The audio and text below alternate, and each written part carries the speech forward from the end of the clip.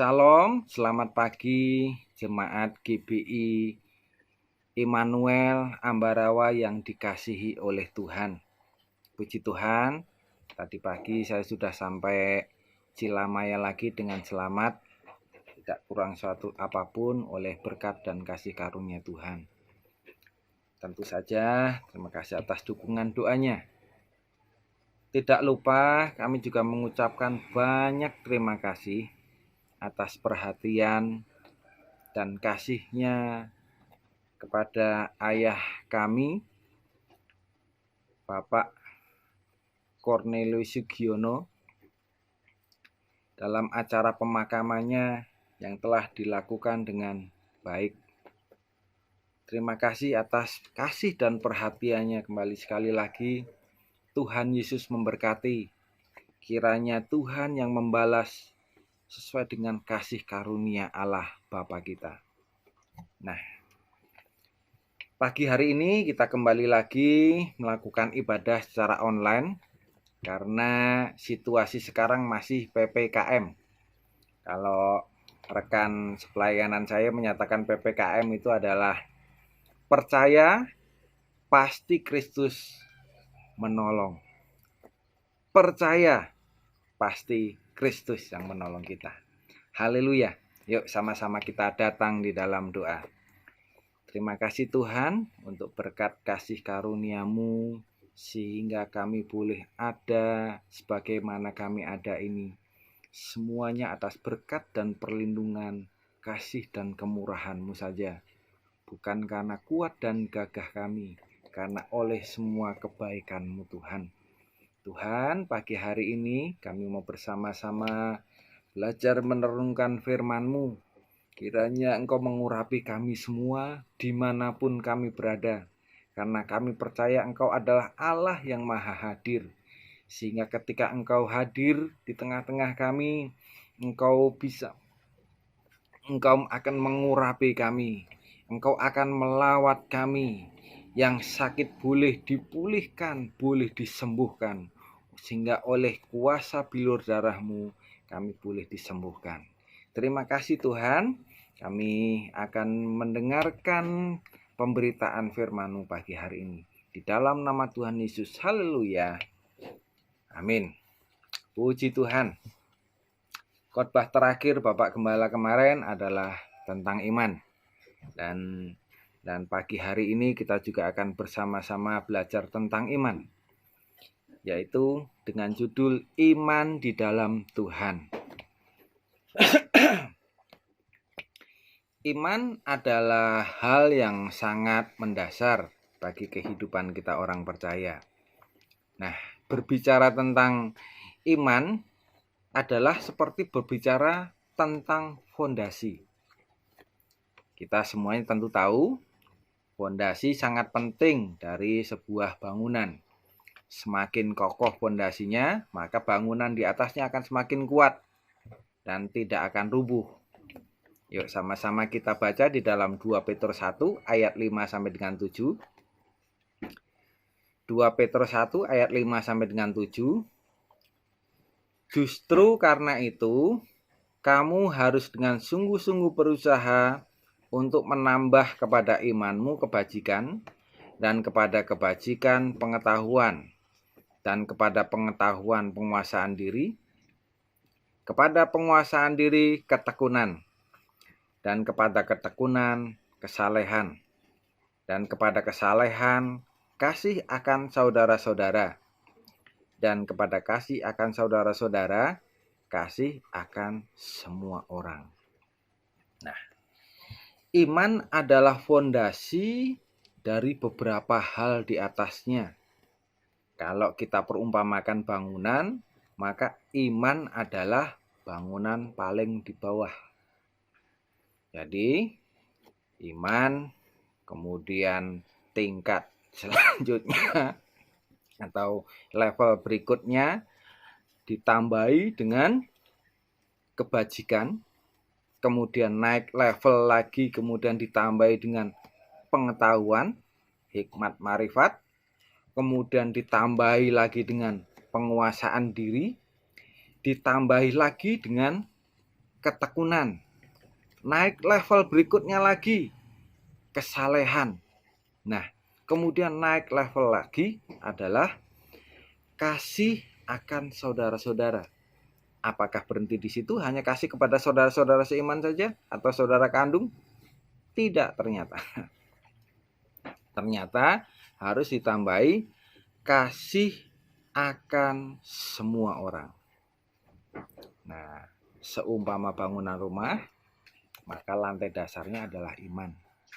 Nah, atap paling atasnya yang menaungi segala sesuatunya adalah kasih akan semua orang.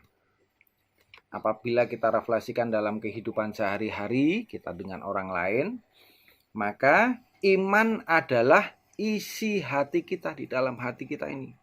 Keimanan kita ini.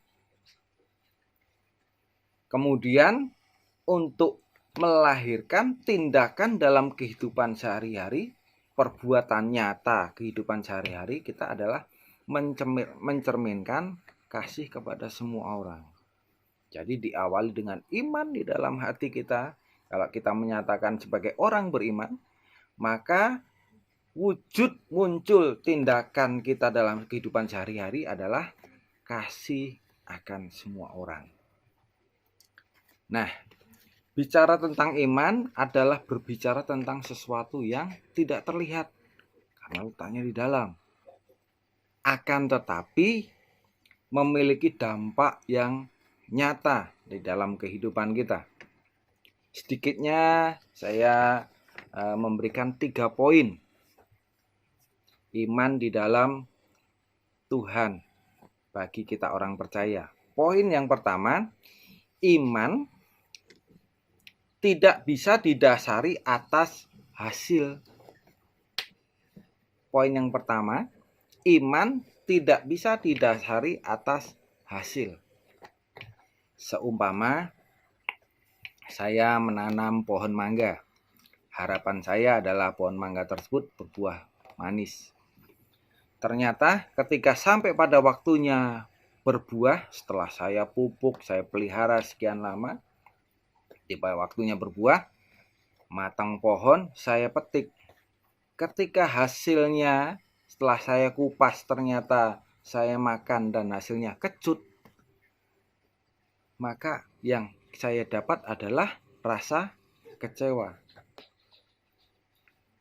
Namun seandainya ketika saya petik, saya kupas, hasilnya ternyata manis, maka saya akan puas.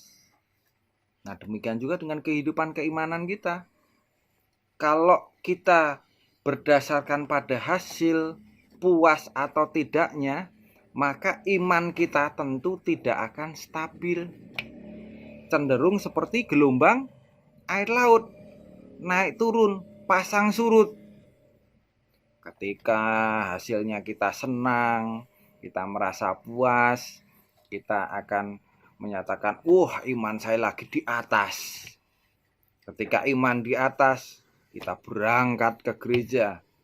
Pengennya setiap hari ke gereja. Nyanyinya lebih kenceng dari yang lain. Segala sesuatunya kita pengen nomor 1, kita senang. Tetapi ketika ternyata harapan kita tidak sesuai dengan kenyataan, kita menjadi loyo. Jangankan memuji Tuhan, berdoa juga tidak, bahkan ke gereja juga udah mulai enggan. Dan tidak jarang sudah mulai meninggalkan Tuhan. Karena apa? Kekecewaan. Jadi kalau kita mendasarkan iman kita kepada hasil, maka tidak akan menyenangkan hatinya Tuhan. Karena hasilnya adalah naik turun. Sesuai dengan hasil tadi, imannya juga ikutan naik turun. Tidak stabil, tidak konsisten di dalam Tuhan. Oleh sebab itu, Rasul Paulus memberikan pesan kepada kita di dalam 2 Korintus 5 ayat yang ke-7.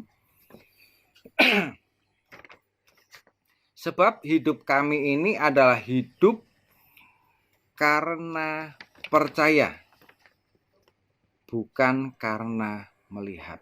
Sekali lagi, 2 Korintus 5 ayat 7. Sebab hidup kami ini adalah hidup karena percaya dan bukan karena melihat. Banyak orang kecewa kepada Tuhan karena kadang-kadang tidak mendapatkan apa yang diharapkan, tidak sesuai dengan hasilnya. Contoh, misalnya kita memiliki rekan yang sedang sakit, kita doakan. Ternyata melalui doa kita, rekan kita ini bukannya cepat langsung sembuh, tetapi berangsur-angsur malah kesehatannya semakin menurun. Dan puncak kekecewaannya terjadi ketika malah rekan yang didoakan tersebut malah meninggal. Kita mulai kecewa, kita mulai bingung. Kita menjadi lupa bahwa Rasul Paulus juga pernah berpesan kepada kita di dalam Filipi 1 ayat 21. Filipi 1 ayat 21. Karena bagiku hidup adalah Kristus dan mati adalah keuntungan. Nah, kematian bagi kita orang percaya di dalam Kristus adalah sebuah keuntungan. Kenapa?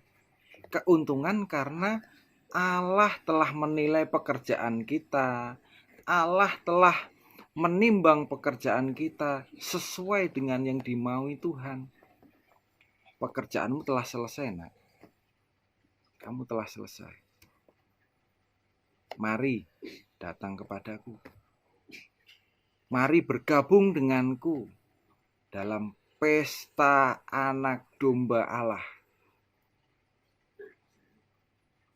Di dalam perjamuan yang kudus di surga bersama Tuhan.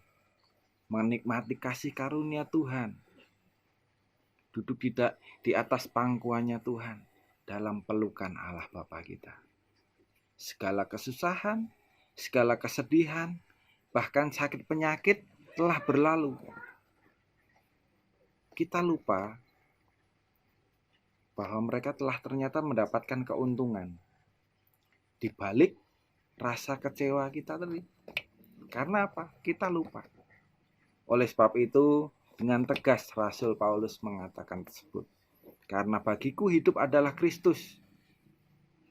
Hidup, ketika hidup adalah Kristus, berarti di ayat yang ke-22, Filipi 1 ayat 22a, tetapi jika aku harus hidup di dunia ini, itu berarti bagiku bekerja memberikan buah.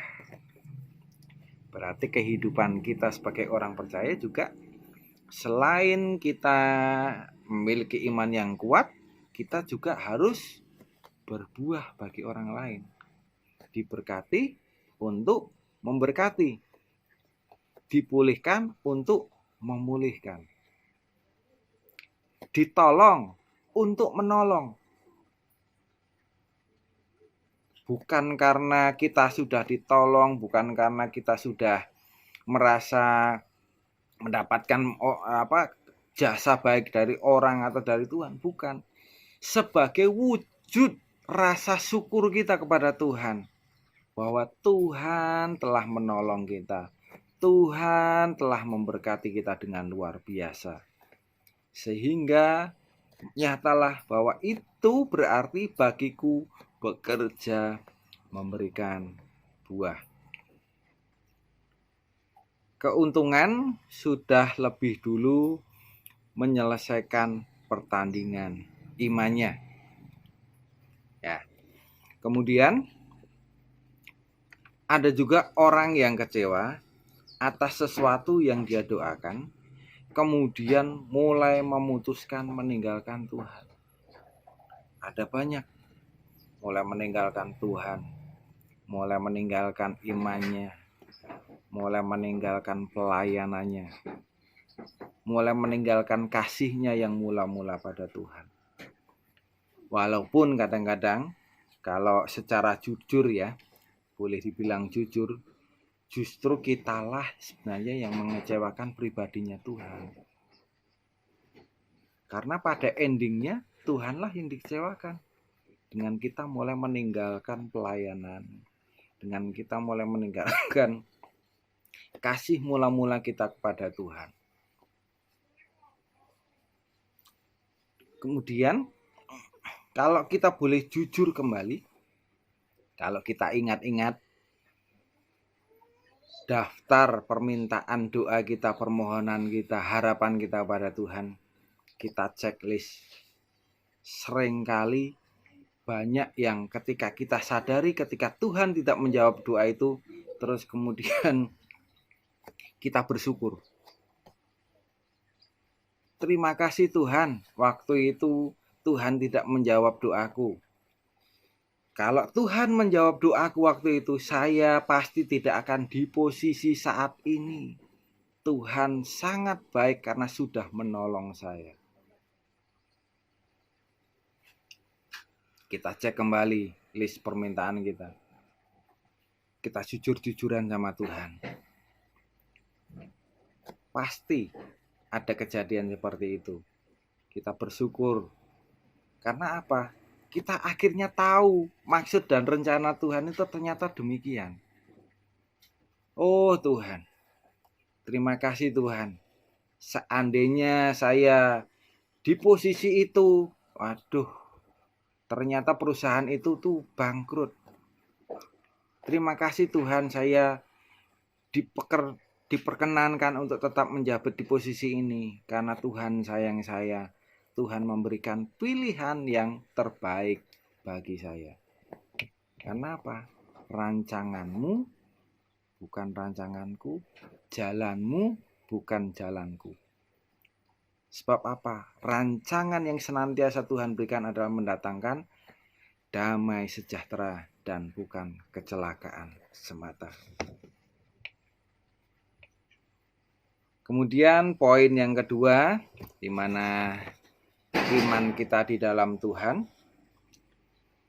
iman kita juga harus didasarkan pada pertobatan kita kepada Tuhan. Misalnya, seseorang datang kepada kita, dia hanya mengharapkan sesuatu yang di tangan kita, sesuatu yang menjadi hadiah yang kita kasih, tanpa memandang kita. Apakah kita akan merasa senang? Demikian juga perlakuan kita kepada Tuhan.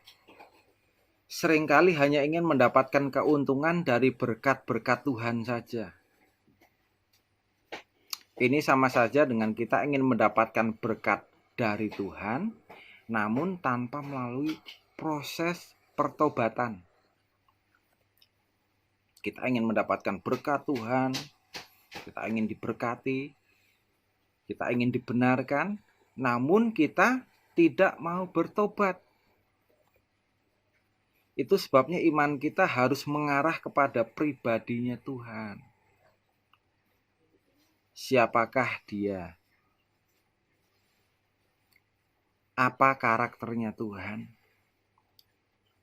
Dan apakah yang sudah dilakukan untuk kita terlebih dahulu? Apakah yang Tuhan pernah lakukan buat kita?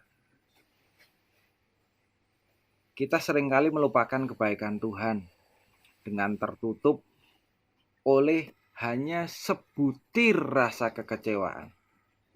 Ingat, sebutir benih rasa kekecewaan itu, jikalau kita tetap biarkan, dia akan terus tumbuh.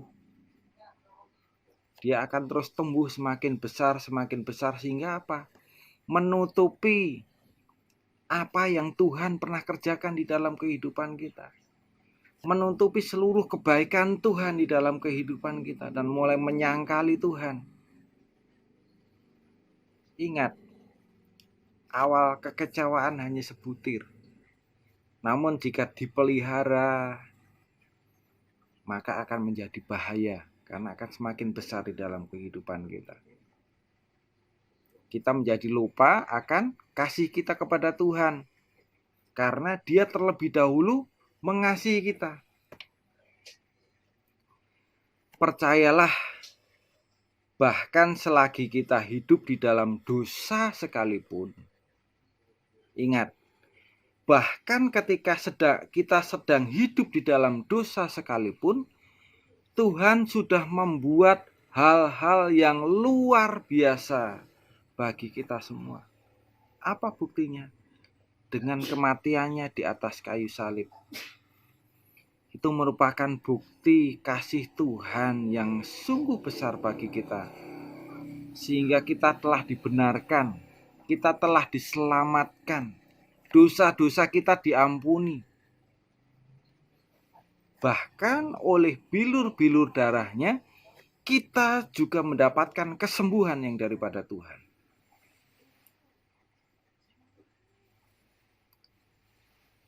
Kita sama-sama buka di dalam Galatia 2 ayat 20.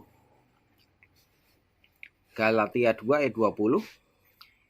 Namun aku hidup, tetapi bukan aku lagi sendiri yang hidup, melainkan Kristus yang hidup di dalam aku. Dan hidupku yang kuhidupi sekarang di dalam daging adalah hidup oleh iman dalam Anak Allah yang telah mengasihi aku dan menyerahkan dirinya untuk aku. Oh, kasih Tuhan sungguh luar biasa. Bahkan ketika kita di dalam keadaan berdosa sekalipun, Tuhan sudah mengerjakan hal yang besar di dalam kehidupan kita. Dosa kita telah ditebus oleh Tuhan dengan darahnya yang sangat mahal. Sehingga iman kita harus didasarkan atas seberapa jauh kita bertobat di hadapan Tuhan. Apakah pertobatan sekali cukup dilakukan sewaktu kita mengenal Tuhan? Tidak. Pertobatan adalah proses dari hari ke hari. Pertobatan adalah proses yang harus kita lakukan. Sehingga kita semakin berkenan di hadapan Allah kita. Kemudian poin yang ketiga, iman di dalam Tuhan kita juga harus berdasarkan pada pribadi dan karakternya Tuhan. Bagaimana ini bisa kita lakukan? Kita mengenal pribadinya Tuhan. Ya, kita harus bergaul akrab dengan Tuhan. Di dalam kehidupan keseharian kita. Kita harus betul-betul mengenal Tuhan melalui firman-Nya, membaca firman, berdoa, merenungkan setiap firman-firman-Nya, sehingga kita bisa mengetahui pribadinya, punya hubungan yang erat secara pribadi melalui doa. Nah, berikutnya adalah pengalaman pribadi kita dengan Tuhan. Suka duka kita bersama Tuhan. Suatu ketika ada seorang yang senang menenun. Ya. Ketika dia menenun, dia merajut. Ketika dia merajut, temannya datang. Dia melihat, apa ini tenunan? Kok hanya memakai warna abu-abu saja? Oh, belum. Ini kan masih proses awal. Hari berikutnya dia datang. Loh, tenunan macam apa ini? Kok warnanya yang dipakai malah berbeda?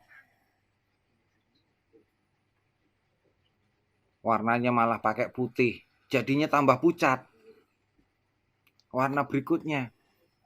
Di hari berikutnya dia lihat, loh, lah kok ini malah jadi ditambahin lagi hijau. Apa ini? Warna nggak jelas. Hari berikutnya dia datang lagi. Lah apa ini? Kok kamu malah pakai warna hitam? Emang kamu nggak tahu? Hitam itu lambang kesuraman. Lambang duka. Kenapa kamu rajut juga di situ?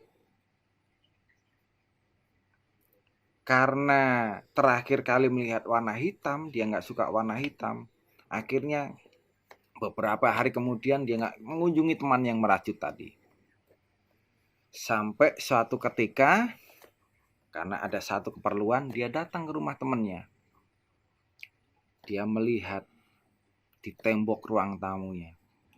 Wah, ada gambar merak di sana. Bagus sekali. Kamu dapat dari mana ini?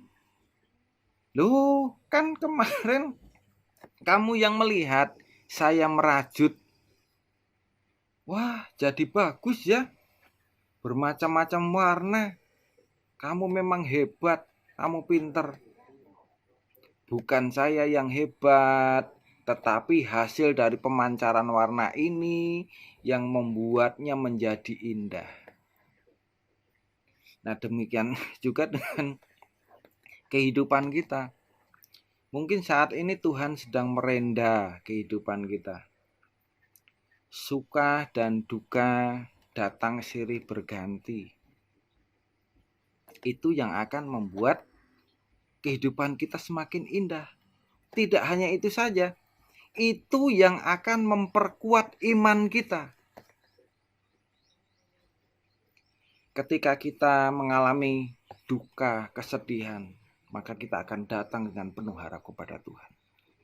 Ketika kita mendapatkan jawaban yang daripada Tuhan, kita mulai mengerti maksud dan rencana Tuhan, maka di dalam hati kita ada damai sejahtera. Kita mendapatkan sukacita yang dari Tuhan. Iman kita makin naik lagi. Ketika kita menghadapi cobaan lagi, kita datang lagi kepada Tuhan. Ketika kita mengalami jawaban Tuhan yang luar biasa, kita mengerti rencana Tuhan. Kita mulai mengerti maksud rencana Tuhan. Sehingga iman kita naik level lagi. Kenali pribadi Tuhan. Kenali karakternya Tuhan. Dinyatakan Tuhan itu baik. Jangan seperti seorang yang buta ketika mendengarkan lagu pelangi-pelangi. Pelangi-pelangi, alangkah indahmu, katanya. Orang butanya menjawab, merah, kuning, hijau, di langit yang biru. Orang buta lagi menyahut, katanya. Loh, kenapa sih kok kamu ngomongnya katanya? Lah, saya kan gak pernah melihat. Karena saya kan gak bisa melihat. Demikian juga dengan kehidupan kita. Ketika kita ngomong Tuhan itu baik, berarti kita harus merasakan. Kecaplah dan lihatlah betapa baiknya Tuhan itu. Kecap berarti kita rasakan dulu. Kita rasakan mungkin saat ini pahit, getir. Sangat tidak mengenakan. Tetapi ketika kita telah melihat keseluruhannya, betapa baiknya Tuhan itu. Kita dapat menyimpulkan Tuhan itu baik. Kenapa? Kita sudah mengalaminya. Selain itu Tuhan juga adil. Adil dan benarlah jalannya Tuhan. Ketika kita mengharapkan pertolongan Tuhan, jangan lupa kita harus menghampirinya di dalam kekudusan. Karena apa? Allah kita adalah Allah yang kudus. Sehingga kita harus menghampirinya di dalam kekudusan. Kita juga sangat percaya bahwa Tuhan juga mampu melakukan mujizatnya. Namun jangan lupa, Tuhan juga bisa untuk tidak mau melakukan mujizatnya. Loh, karena apa? Tuhan yang berdaulat. Tuhan punya kedaulatan di dalam kehidupan kita. Engkaulah Raja. Engkaulah Tuhan yang berdaulat penuh di dalam kehidupan kita. Jangan lupa, Tuhan adalah pribadi yang setia. Karena Dia tidak pernah melupakan janjinya. Tak pernah Tuhan lalai akan janjinya di dalam kehidupan kita. Yuk sama-sama kita lihat di dalam Daniel 3. Daniel 3 ayat 16 sampai dengan 18. Lalu Sadrah, Mesah, dan Abednego menjawab Raja Nebukadnezar, "Tidak ada gunanya kami memberi jawab kepada tuanku dalam hal ini." Latar belakangnya, ini saya penggal dulu. Latar belakangnya ini adalah cerita ketika Raja Nebukadnezar mendirikan patung emas, di mana di saat pentahbisannya mewajibkan ketika ada bunyi-bunyian seluruh alat musik, maka semua orang tidak terkecuali harus sujud menyembah patung tersebut. Nah, pembesar-pembesar Kasdim ini rupanya tahu bahwa orang Israel tidak akan mau untuk melakukan hal tersebut, sehingga mengadukannya kepada Nebukadnezar dengan cara supaya mendapatkan hukuman. Karena apa? Ada persaingan politik di sana, ada kepentingan di sana. Karena orang Israel ternyata dipercayakan lebih daripada mereka, sehingga mereka berikhtiar untuk melakukan tersebut. Nah, kemudian ayat yang ke-17, jawaban dari Abednego tadi, "Jika Allah kami yang kami puja sanggup melepaskan kami, maka Ia akan melepaskan kami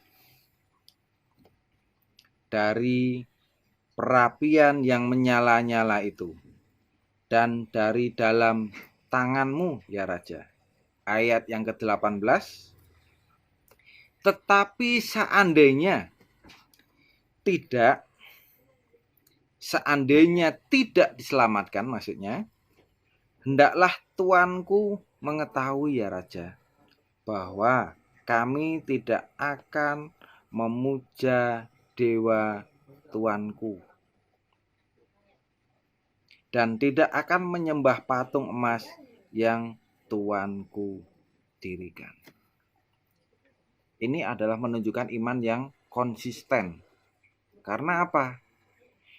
Baik Tuhan menolong kita ataupun tidak mau menolong kita, kita akan tetap menyembah Tuhan.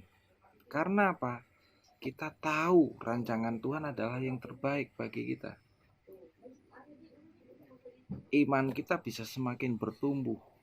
Iman yang sangat luar biasa dari 3 orang sahabat kita ini, Sadrah, Mesah, dan Abednego. Konsistensi imannya luar biasa.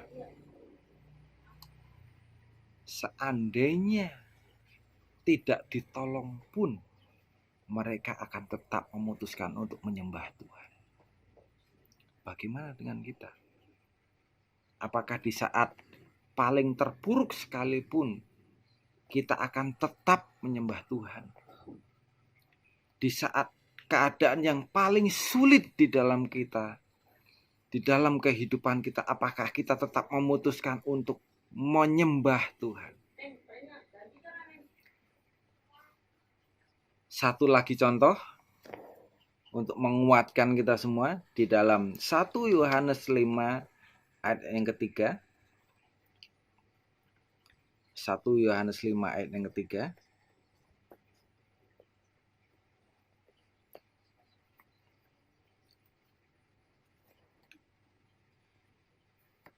"Sebab inilah kasih kepada Allah, yaitu bahwa kita menuruti perintah-perintahnya."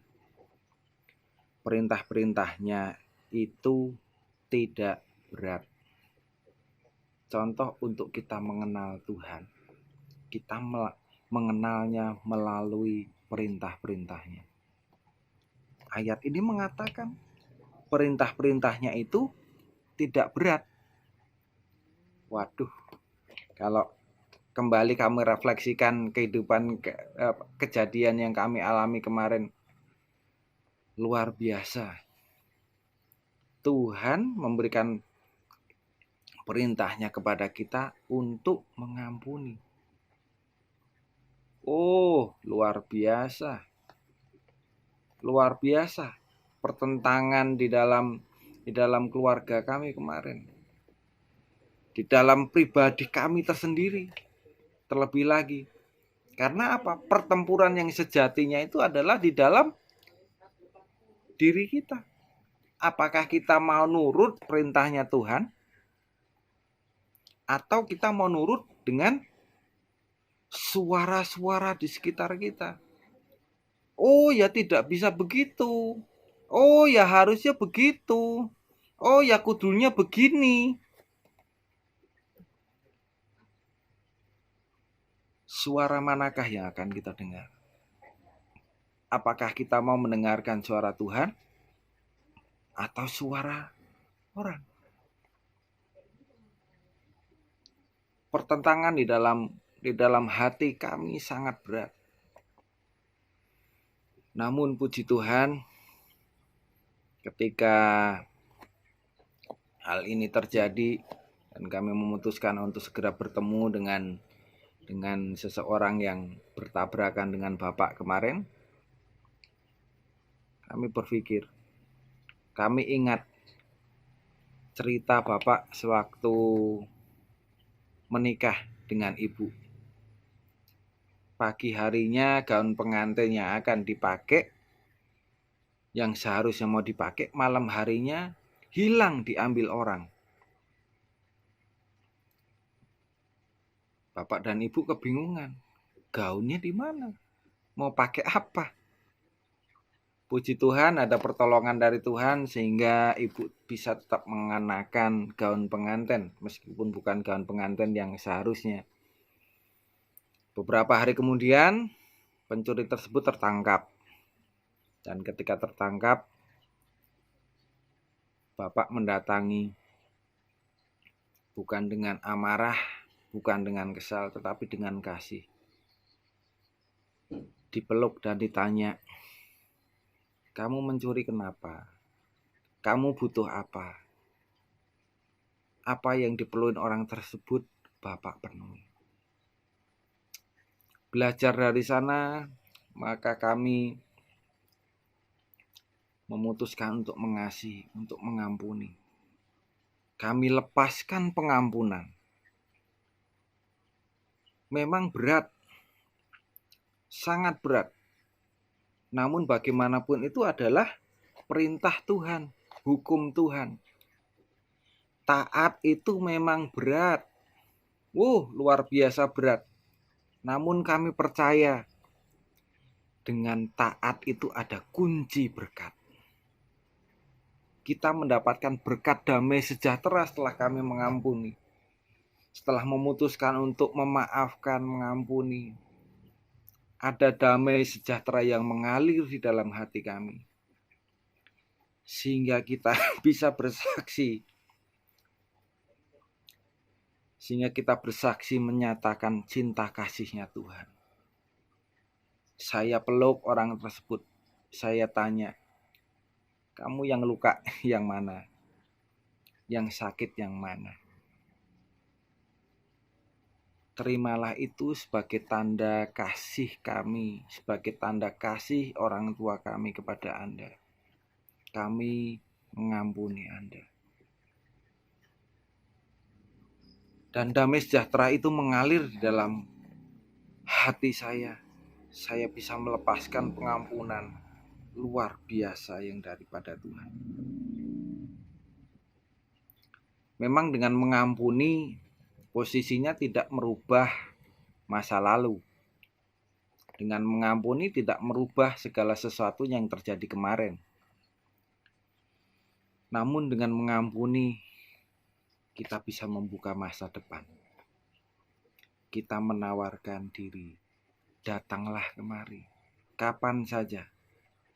Anggap melalui kejadian ini kita telah mengikatkan tali kasih persaudaraan kita pada Tuhan. Tuhan Yesus mengasihimu. Saya dikasihi Tuhan, oleh sebab itu saya juga mengasihi Anda. Itulah sehingga kami boleh mendapatkan damai sejahtera dari hikmat yang kemarin. sehingga iman kami semakin diteguhkan di dalam Tuhan. Bahwa pribadi karakter Tuhan adalah kasih, maka kita harus mengasihi. Pribadi karakternya Tuhan mengampuni, maka kita juga harus mengampuni.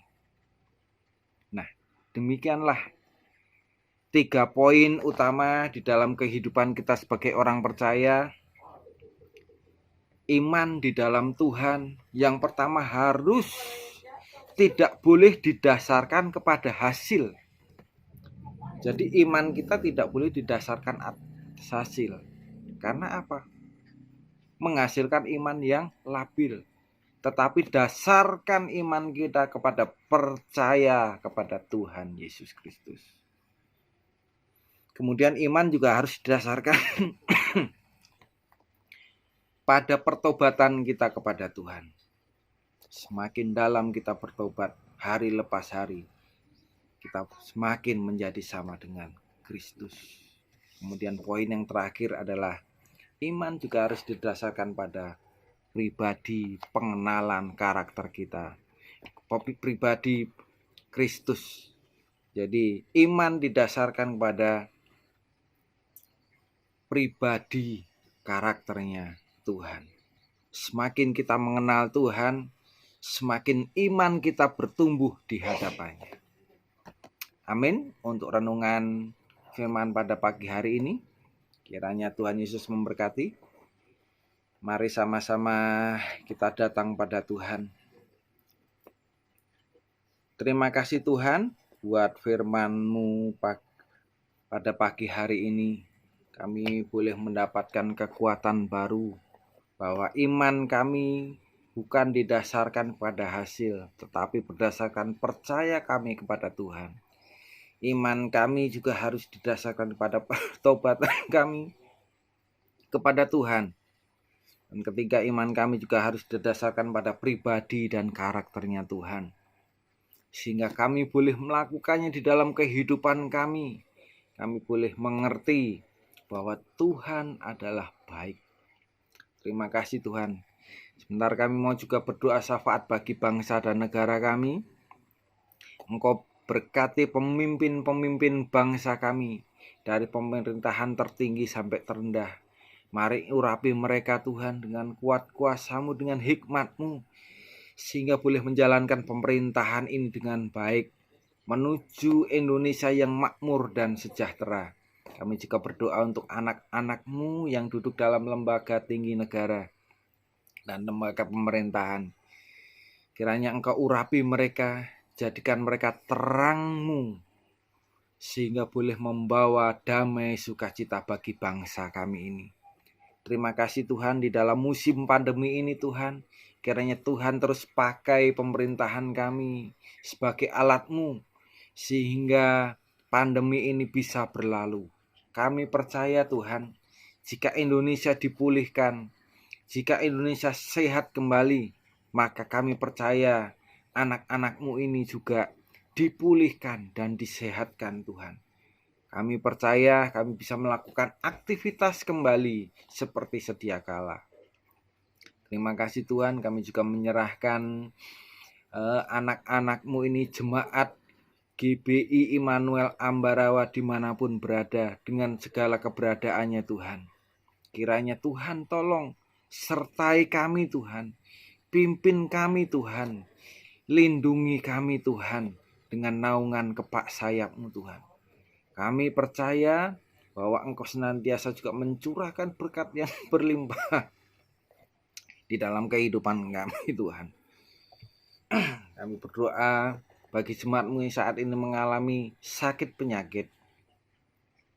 Kiranya oleh kuasa bilur darah-Mu boleh disembuhkan. Yang mengalami lemah iman kiranya boleh Engkau kuatkan Tuhan.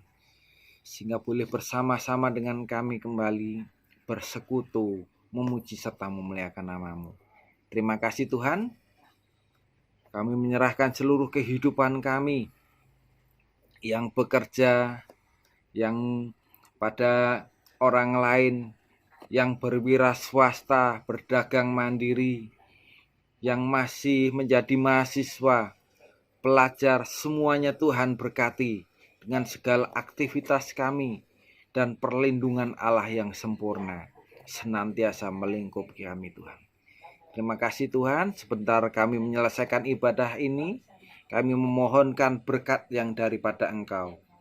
Mari sama-sama kita mengangkat tangan di hadapan Tuhan dan terimalah berkat ini. Tuhan menghadapkan wajahnya kepadamu dan memberikan engkau kasih karunia. Tuhan menghadapkan wajahnya kepadamu dan memberikan damai sejahtera. Mari sama-sama kita mendapatkan berkat yang daripada Tuhan, membawa dalam kehidupan kita sehari-hari.